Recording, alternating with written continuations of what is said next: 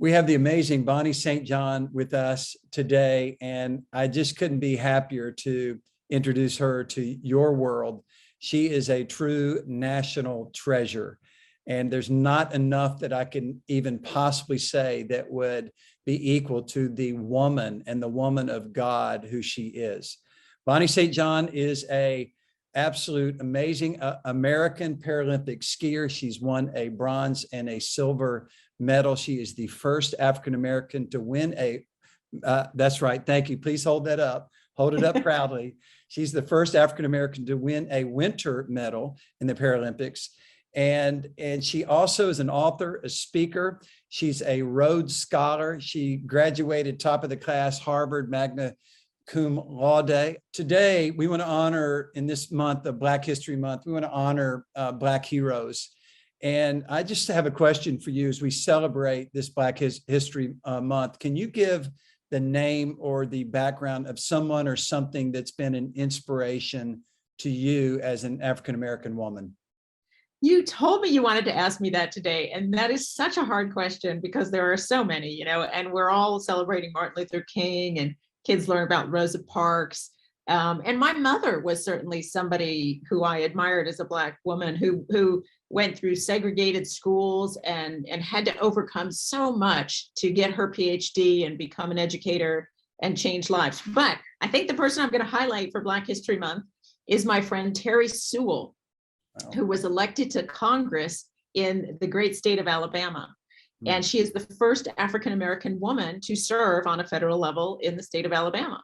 Wow. And she has done so much to create unity. And right now, there's so much conflict and so much division in this country over color, over politics, over all these things. And, she works across the aisle to benefit the people of Alabama, to get companies to build and put good jobs in Alabama and do things. So anyway, so I just want to lift up my friend Terry Sewell, who is a representative in Alabama and a woman of God, of faith, and family, for sure. Well, congratulations to Terry Sewell for having an impact on your life. And I'm sure that's spread through your life in so many ways, so many positive ways. And Bonnie, as we close here, how has your faith in God, influenced your life and made a difference in society? Oh my gosh, in so many ways, and my mom started us going to Sunday school when we were little, and, we walked, the church we went to was like down 5 blocks or so, and we would walk down a dirt road on Sunday to go to church. And then the first person who took me skiing. So I became a ski racer because a friend of mine in high school who I was in Altar Guild with. So I actually had a scholarship to a private school, and we served on Altar Guild together. And she invited me to go skiing with her family. No one in my family skied, and I was on scholarship at that school, and her family was in La Jolla and San Diego. And so she changed my life, Barbara Warmath. Faith has been so important to me. And I was abused as a child by my stepfather. And it was really my faith that I needed to get through that and turn it around. When I had my own daughter, it really just blew up in my face, and I had not dealt with a lot of it, and I really had to lean on God to be able to deal with that and get strong and be able to be a mother myself. Wow, Bonnie. So lots of things. So God just has mattered to me in the you could say like the big things, the big public things, like being a ski racer, but also in the private things of just being able to be a mother and to be able to enjoy being a human being. Wow. I mean, Bonnie, that's awesome. So as we talk about some of the things that you've had to suffer and how your faith has helped you to overcome, one of my favorite things really about that you've been given or accomplished was the Starbucks national campaign for Black History Month in 2006. And you had a quote on one of their cups and I think I landed it. I forgot, I was out of town somewhere, and I said, I know this woman. And I proudly carried around that Starbucks cup all day. But you said this quote: I was ahead in the slalom, but in the second run, everyone fell on a dangerous spot. I was beaten by a woman that got up faster than I did.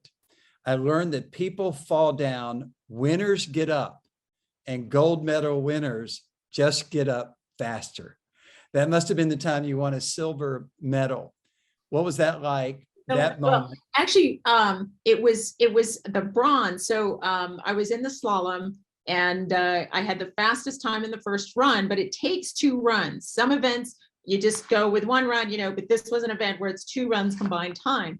And in the second run, I fell and I thought I lost, but my training was always to finish. So I got up and finished the race. And when the times were settled, my time was still in the running. So I got the bronze medal. I got to stand on the winner's podium, my mother crying in the snow, but the woman who beat me, she also fell on this dangerous spot in the second run. So in the first run, when nothing went wrong, I was the fastest skier. She beat me not by skiing faster, but she got up faster. And so I won the bronze in that race, bronze in the giant slalom, and then 7th in the downhill. So the silver was for overall performance in all 3 races, but you don't win it if you don't finish all 3 races. So getting up and finishing made the difference.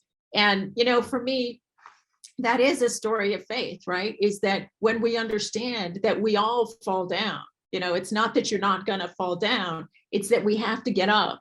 And if you can get up faster and get up stronger, with little help, then that makes all the difference. And so, yeah, I've been giving that message to audiences all over the world for many years now about getting up. It's not about never falling. It's about getting back up. Well, you're such an inspiration. As we mentioned, your biological father abandoned your family, and then you had an abusive stepfather. You lost your leg, had to be amputated at age 5. You went through much hardship in life, economic deprivation, I guess, and so many other trials in your life, but you have been one to never quit. Instead of giving up, you would get up constantly, which this is a key story for your book, Micro Resilience. What are your thoughts on that? Oh, well, thank you for asking about that. I've written a number of books, but Micro Resilience is the most recent book, and it's gone around the world. It's been translated into Korean and Chinese and I think other languages, but it's also been printed in India and in England.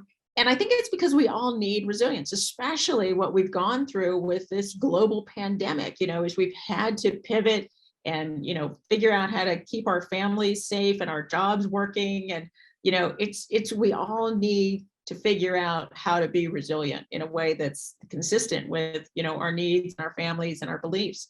And so that was a real ride to write the book. It's got a lot of research in it too about the science behind how to be resilient, and a lot of practical. I think there's about 30 different practical ways to be more mentally resilient, more physically resilient, more tapping into your sense of purpose to be resilient, all those good things. And so it's very practical, but once you read it, you can also use those 30 ways and you can come up with your own, or start to realize, oh, there's something I've been doing all along that is similar to this, and I can expand it or be more intentional. So it's a great way to find practical ways to increase your resilience, and then maybe your family as well, and your team at work. And, it's great when you help people around you to be resilient too.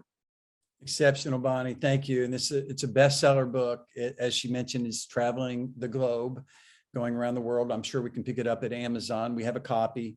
Bonnie, it's a privilege, honestly, to be with you and sit with you and hear your story one more time. I'm so inspired. Lynette and I have followed you, stalked you. We love you. Thank you very much. I never forget the times you've spoken in our churches, but thank you very much, in particular, for inspiring us during Black History Month.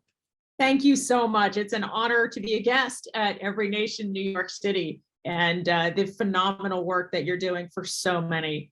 Happy to be able to play a small part. Thank you.